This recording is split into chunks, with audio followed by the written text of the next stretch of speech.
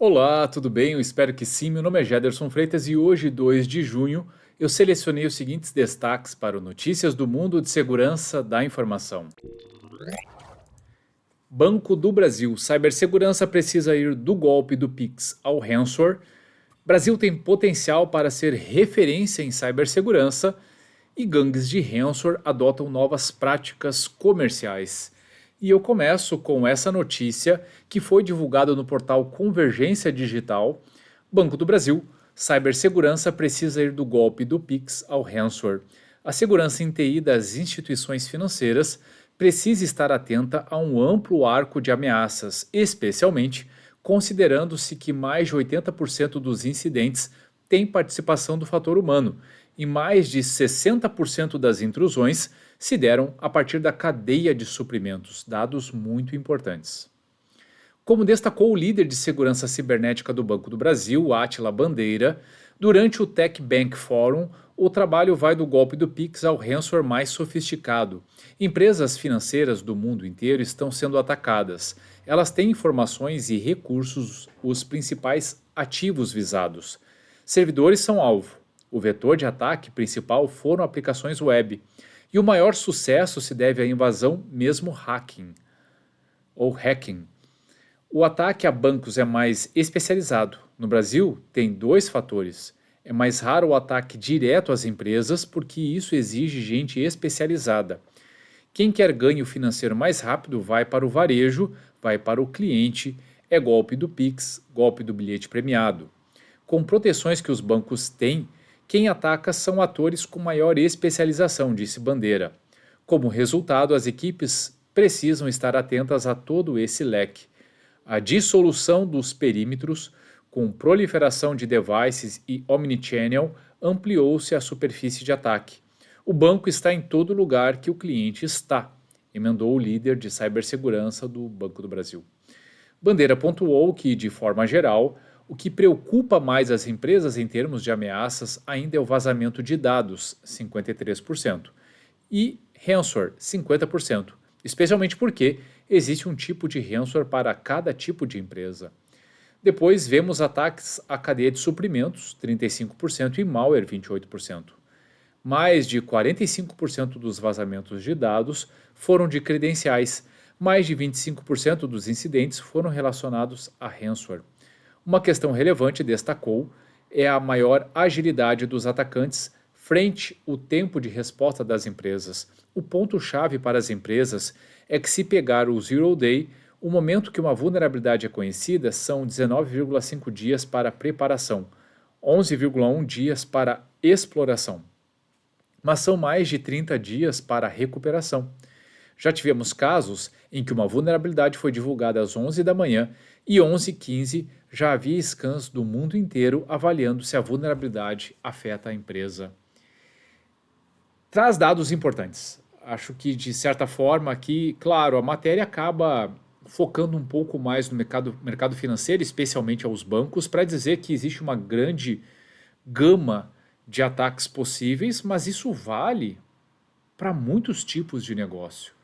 Isso vale também para órgãos públicos. Então vale para muita gente. Não é uma peculiaridade específica do mercado financeiro, longe disso. Agora, um ponto muito importante, se podemos frisar algo, está relacionado a essa última parte da matéria. Entre a divulgação de uma vulnerabilidade e as primeiras tentativas de exploração, por vezes, são questão de minutos. Se vocês pegarem uma grande vulnerabilidade, e aí vamos pegar o exemplo do Log4j, vulnerabilidade muito conhecida, que trouxe um estrago muito grande, que quando foi divulgada possuía correção e que era de fácil exploração. Pois ainda temos empresas nos dias de hoje que possuem essa vulnerabilidade, que não corrigiram. Então, se existe essa sede, essa fome por parte dos criminosos em explorar vulnerabilidades conhecidas, onde eles possuem mecanismos e fazem buscas quando isso se aplica, né? Minutos depois da sua divulgação, o que nós precisamos, de fato? Ter um processo de gestão de vulnerabilidades ágil. Entre a identificação de uma vulnerabilidade crítica que se aplica ao meu ambiente e a correção, talvez seja necessário que tenhamos um processo capaz de corrigir essas vulnerabilidades em questão de minutos também. Do contrário, teremos de ter outros mecanismos para diminuir a possibilidade de que essas vulnerabilidades venham a ser exploradas. E na segunda matéria de hoje, divulgado no portal Minuto da Segurança, o Brasil tem potencial para ser referência em cibersegurança. Geraldo Guazelli, diretor-geral da NetScout Brasil, explica que o país tem ferramentas para lidar com a cibersegurança, mas ainda falta maturidade das companhias no entendimento da questão. O Brasil sempre esteve entre os 5 ou 6 países que mais sofreram ataques cibernéticos no mundo, além de ser uma das maiores fontes geradores de ataques globais. Com isso, muitos se perguntam se o Brasil tem capacidade e infraestrutura para lidar com essas ameaças. Para Guazelli, diretor-geral, a resposta é afirmativa. Nós temos um setor de infraestrutura muito bom, principalmente desde os anos 2000, quando aconteceu a abertura do mercado e a privatização desse nicho. Esse movimento garantiu uma evolução muito rápida e um crescimento tecnológico rápido igualmente, explica o executivo. Entretanto, o que acaba prejudicando o potencial máximo do país é ainda a deficitária formação de profissionais qualificados para acompanhar a velocidade em que a transformação digital ocorre atualmente, principalmente na questão técnica. Hoje é necessário investimento e o incentivo ao desenvolvimento desses profissionais. Temos instituições fortes como INPE, ITA e também FATECs regionais e outras iniciativas privadas com grande potencial. Precisamos agora de foco e planejamento governamental para que o Brasil equilibre o potencial agrícola com a produção tecnológica, passando a desenvolver produtos de valor agregado também, pontua Guazelli. A implementação de políticas públicas voltadas à formação técnica de profissionais é cada vez mais necessária. Uma iniciativa interessante seria incluir disciplinas relacionadas à tecnologia desde o ensino fundamental, despertando a curiosidade e a conscientização das crianças sobre a importância dessa área para o mundo atual. Além disso, essa medida pode contribuir para a redução do turnover no mercado de trabalho e para a continuidade de projetos privados e públicos, uma vez que os profissionais terão uma base sólida em tecnologia desde a sua formação. O Brasil é um país jovem e capacitado, portanto, é possível implementar tais políticas e investir na formação das gerações mais novas para um futuro mais próspero e tecnológico, finaliza o especialista. Segundo o relatório Global DDoS Threat Intelligence da NetScout, o Brasil segue como o maior alvo das organizações criminosas na América Latina, liderando o ranking de ataques de negação de serviço distribuído sofridos no segundo semestre de 2022. Neste mesmo ano, houve um crescimento de 19% no número de ataques cibernéticos na América Latina, em relação ao do primeiro para o segundo semestre. Ainda segundo os dados da NetScout, líder global de soluções de cibersegurança para empresas, os principais setores alvos foram as operações de telecomunicação sem fio, telecomunicação com fio e servidores de processamento de dados. A matéria é bastante interessante. Acredito que alguns pontos aqui foram muito bem abordados e eu gostaria de enfatizar um especificamente que diz respeito à conscientização e treinamento ou ainda capacitação de profissionais. É sabido que o mercado global está carente de profissionais voltados para a segurança da informação ou ainda para a segurança cibernética e que o Brasil possui uma carência muito forte.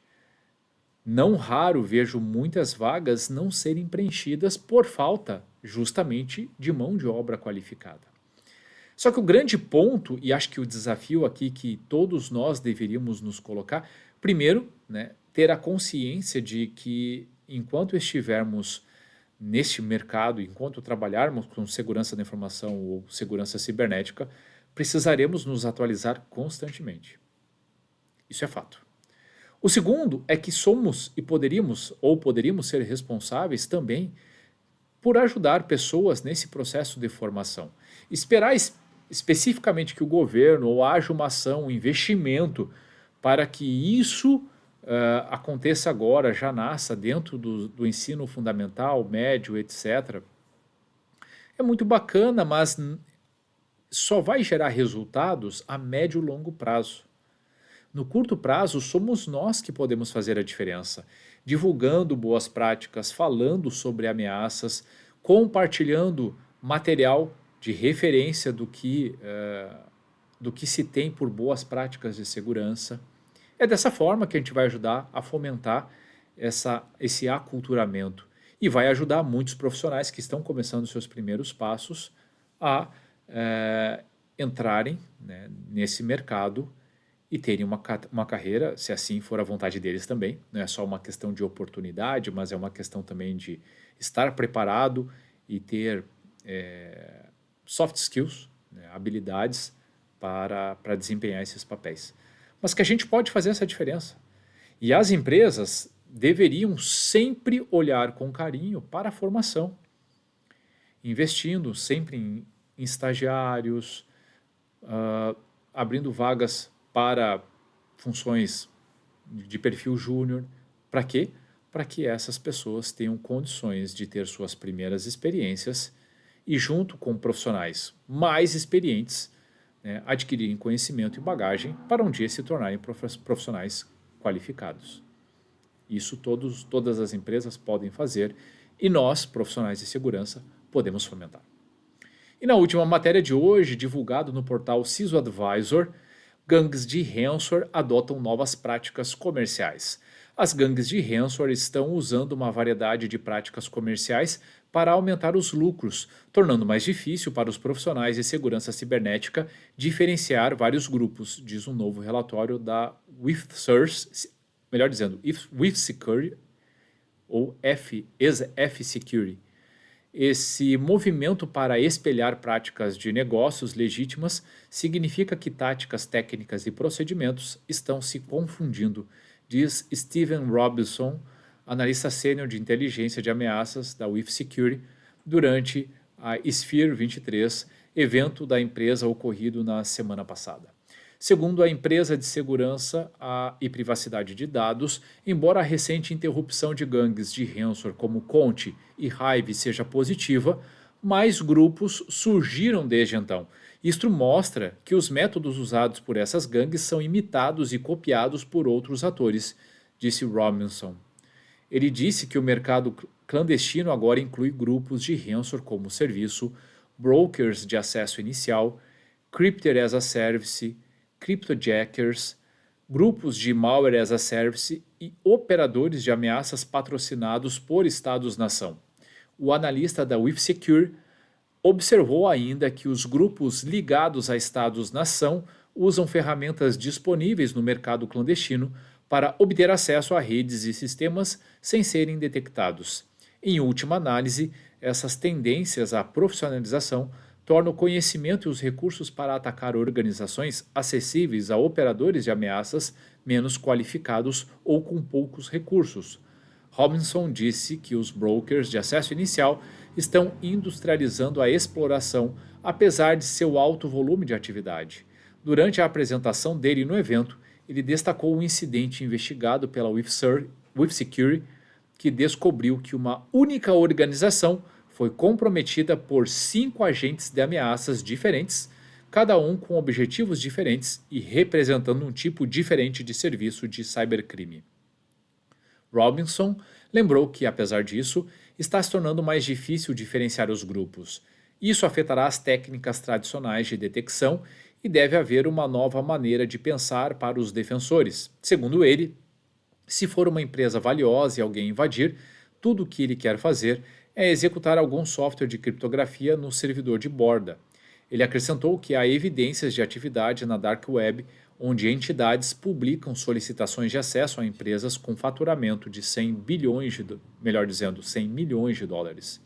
De acordo com a análise da WithSecurity, de mais de 3 mil vazamentos de dados por grupos de ransomware de extorsão multiponto, as organizações nos Estados Unidos foram as vítimas mais comuns desses ataques, seguidos por Canadá, Reino Unido, Alemanha, França e Austrália. Juntas, as organizações desses países foram responsáveis por 3/4 dos vazamentos incluídos na análise. A indústria da construção foi a mais impactada, respondendo por 19% dos vazamentos de dados. As empresas automotivas, por outro lado, representam apenas cerca de 6%. Vários outros setores ficaram entre os dois devido a grupos de ransomware com diferentes distribuições de vítimas, com algumas famílias visando um ou mais setores desproporcionalmente a outros. Qual é a grande sacada dessa matéria que todo mundo deveria estar atento? Porque a matéria ela chama a atenção pela sua manchete dizendo que gangues de ransomware adotam novas práticas comerciais. A grande verdade é que não necessariamente se trata de uma prática comercial, mas o fato de que muitas gangues, muitos grupos criminosos acabam utilizando das questões ligadas à quebra de senha ou de autenticação, ou seja, a possibilidade de ter um acesso inicial vendido na dark web por algum criminoso, e isso ser utilizado por diferentes grupos criminosos ao mesmo tempo, com diferentes intenções, querendo diferentes situações dentro da empresa. Umas talvez queiram vazar dados, outras talvez queiram interromper serviços críticos e assim por diante. Vão ter motivações diferentes, vão querer coisas diferentes, vão ter dificuldades diferentes. Mas, uma vez que essas credenciais de acesso inicial vazaram, as empresas podem estar na mão de um ou mais grupos criminosos. Esse é o grande ponto. O que deveríamos fazer, então, para estar mais preparados para essa nova realidade? Primeira coisa, trabalharmos muito forte nas questões relacionadas a controle de acesso, implementando mecanismos robustos, sempre utilizando múltiplo fator de autenticação, principalmente para os sistemas diretamente ligados à web ou ainda mais críticos.